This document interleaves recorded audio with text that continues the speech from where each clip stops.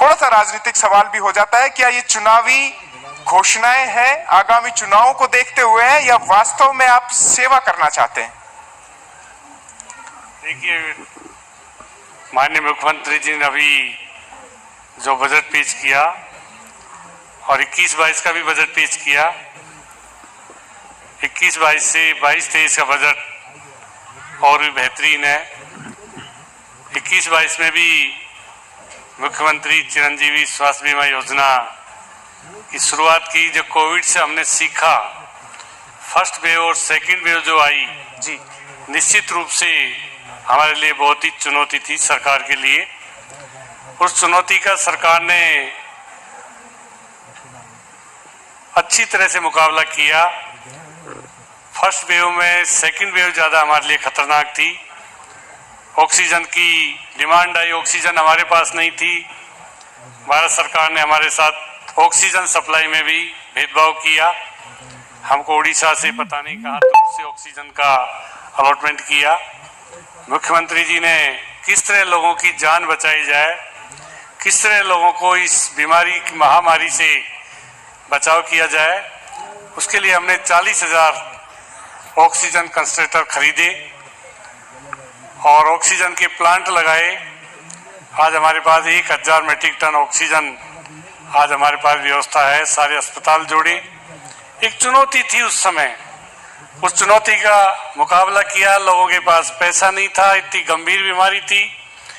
कोई इंजेक्शन की दवाई की, सारा इलाज हमने फ्री किया। चाहे हमको 40,000 का भी इंजेक्शन लगाना पड़ा, वो भी हमने कोविड में फ्री लगाया।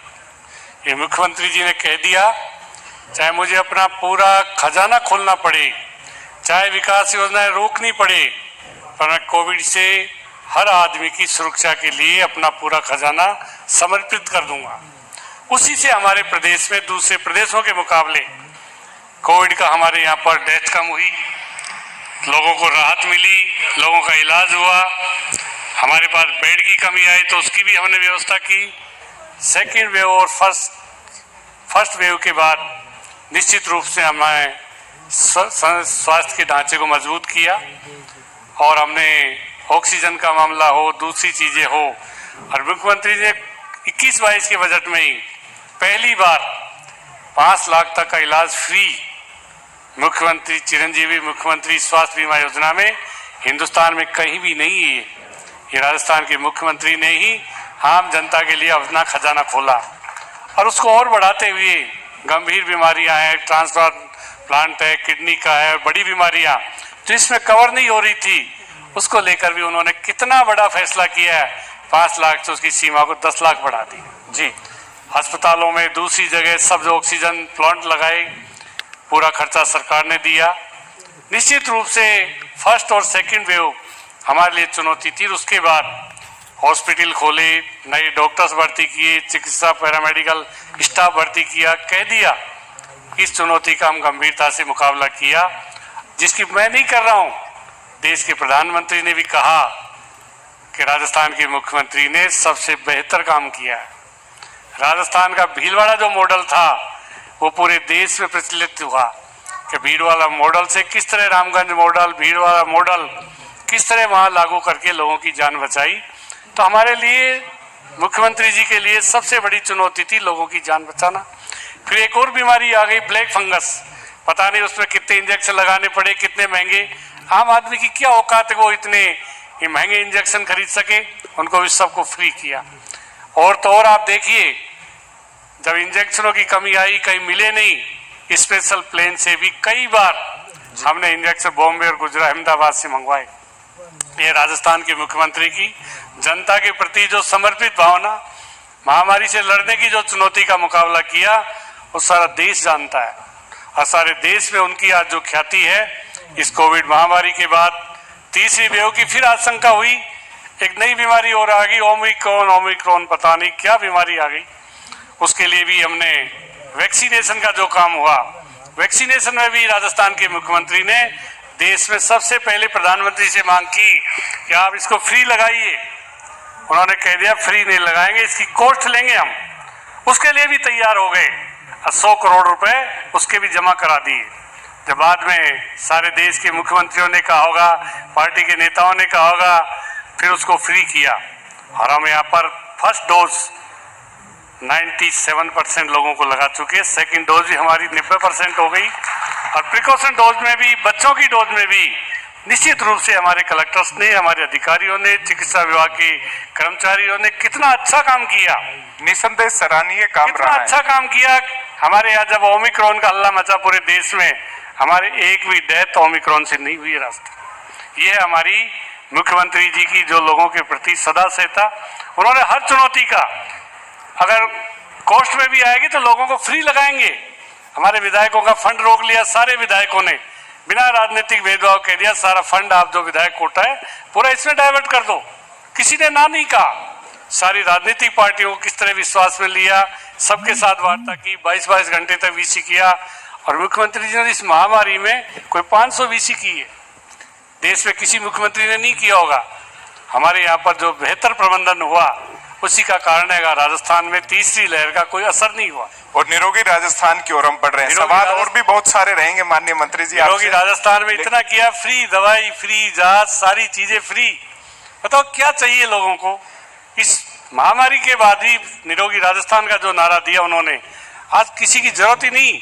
अब तो आईपीडी, ओपीडी सारा फ्री, 10 रुपए 50 रुपए की जो पर्ची कटती वो भी सारा फ्री।